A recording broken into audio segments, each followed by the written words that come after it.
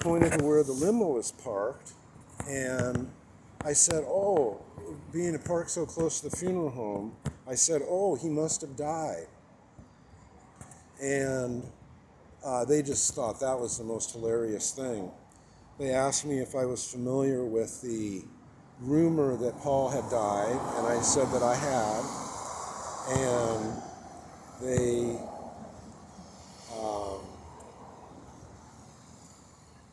laughed. They thought that was the most hilarious thing. So George asked me if I played guitar, and I told him that I did, even though the best I could do is to play my Casper the Friendly Ghost ukulele / music box. And they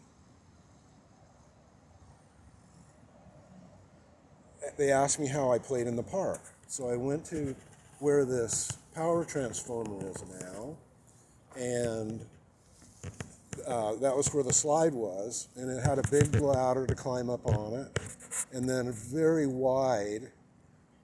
And the first slide you take on a slide for the day, it's got moisture on it, and so I didn't get a very good slide. But I got back up there and got a good slide, and they indicated it was getting time to go. So I spent another 15 minutes or something hanging out with him in the park. And John said that he wanted to give me something before he left. So he went to the limo and came back with a scrap of paper. And I was unable to read at that point. I could read printed stuff, but not handwritten stuff. And so he indicated that it was a note that indicating that he wanted to see me when I was 18. And so it was like I took that and I waved goodbye to him. George indicated that this was the first time that he had ever seen John ever do that, ever give somebody a note indicating he wanted to see him later. And they got in the limo and drove away. And I took that ticket like it was Willy Wonka golden ticket back to the kindergarten. And I gave it to someone that I trusted as an adult would return it just for safekeeping, and as also an excuse as to why I was late for the last day of kindergarten. So when the kindergarten was over, they wouldn't let me play on the equipment. They wanted to keep an eye on me. And then when my mother came to pick me up, they wouldn't give the note back to me.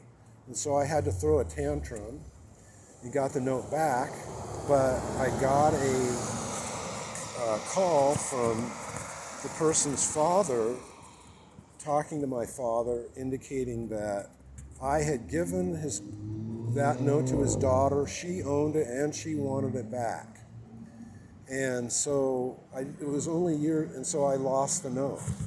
And it was only years later that I realized that since George had indicated that it was the one and only time he'd ever seen John give anybody a note, that I probably didn't need a note, and that I could have gotten a hold of him when I turned 18, and he would have remembered me.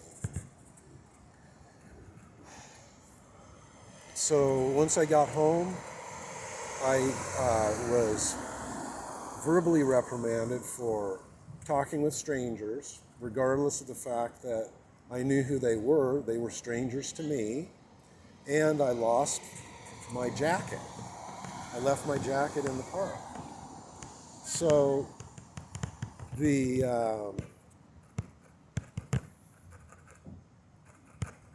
got my butt paddled and had to stand in the corner facing the wall.